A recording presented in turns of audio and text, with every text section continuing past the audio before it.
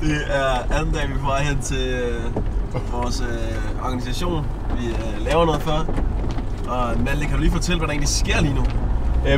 GPS'en den har simpelthen ledt os den sindssygeste vej. Der burde gå motorvej hele vejen hen, der hvor vores sted er. Men vores GPS har så valgt, i stedet for den 9 minutters rute, vi kørte i går, så den valgt at lave en 20 minutters rute, som indtil videre har taget 22 minutter.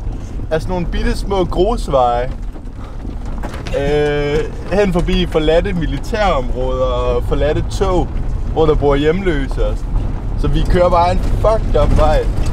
Og der var bare gigahuller i vejen. Vi kom kørende med 60 km i timen eller sådan noget. Og så gik vores vej fra at være asfaltvej til at være en rimelig hullet grusvej.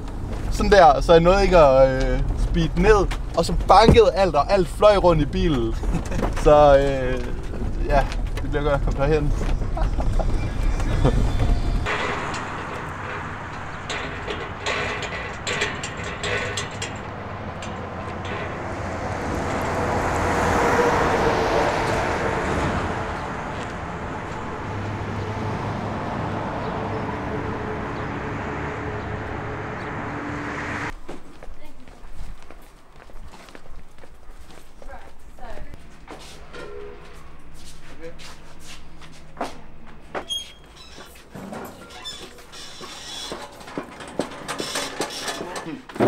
Is it strong enough?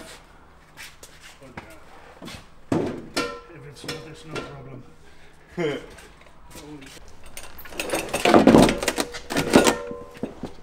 Vi kom ind, og vi var lidt sent på den, så vi blev sat i gang med at arbejde med det samme. Og vi skulle egentlig bare relokere en masse ting herinde fra varehuset til et andet sted ind i varehuset. Og det er fordi, at alt det tøj, som vi for eksempel samlede i går, det skal tættere på døren, så det nemmere kan komme ud, når der kommer nogle biler, der skal hente det. Og I så også lige flytte nogle, fire extinguisher, nogle brandslukker, ildslukker. Og det er nogle, der er blevet doneret af det spanske brandmandskorps, og få af dem er også blevet doneret her af det græske. Og det er egentlig nogen, der også skal ud til campsene, fordi der tit opstår små ildebrande og sådan noget, så det er vigtigt, at I får sådan nogle ting.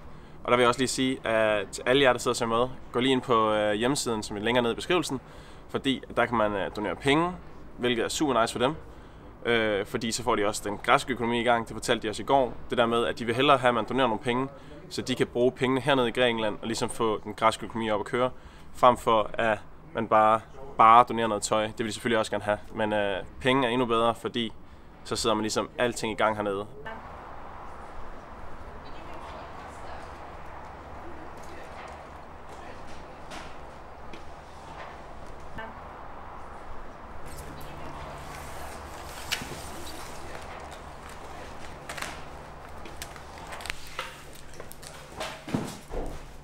Så har vi været nede og hjælpe med at fordele noget mad. Der skulle 130 sådan nogle madpakker laves til hjemløse.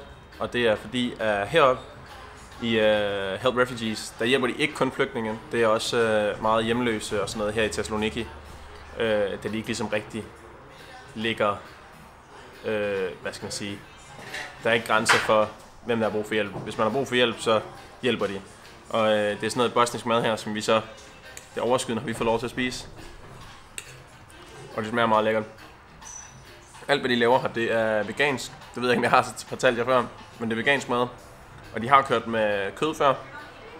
Men grundet af det græske samfund, de giver dem kød 2 gange om ugen. Og at de ligesom mangler grøntsager, så er det en god måde ligesom at implementere det til folk på. Og ja, som sagt, det er super lækkert.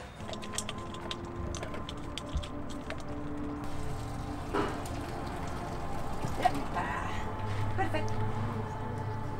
Sweet.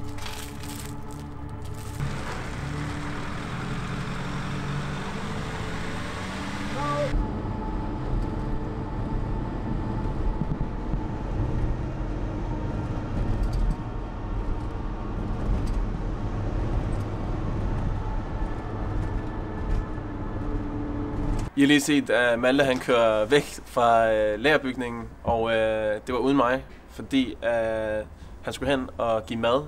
Alt det mad der, som vi ligesom havde samlet og stablet og puttet i kasser og sådan, det skulle han ud og give til nogle hjemløse. Men det der så sker, det er, at mange af de her, det er flygtninge, som der ikke registreres. Og det gør så, at jeg ikke kunne komme med og filme. Fordi de vil selvfølgelig heller ikke have deres ansigt vist, så der er nogen, der måske kan finde. Lige her for nogle dage siden, så var der 11-12 stykker, som der havde fået brændt deres camp ned, fordi en af dem, der havde smuglet dem over grænsen, ikke havde fået sine penge, eller noget i den dur. De var i hvert fald blevet uvenner med dem, og han havde så fundet dem og brændt deres camp ned. Og derfor så har jeg ikke kunne komme med ud og filme det. Det er jeg super ked af, og jeg vil gerne vise jer præcis, hvordan det foregår og hvad der sker. Men man bliver også bare nødt til at respektere deres privatliv, og at de gerne vil holde sig skjulte. Nu er der lige en bil, der kører, så der går lige 2 sekunder, tror jeg. Ej, fuck det, vi snakker fandme bare videre. Jeg vil lige bare sige tak, fordi I har set med i dag. Jeg håber, I gider se igen. Jeg håber, I gider se med igen i morgen.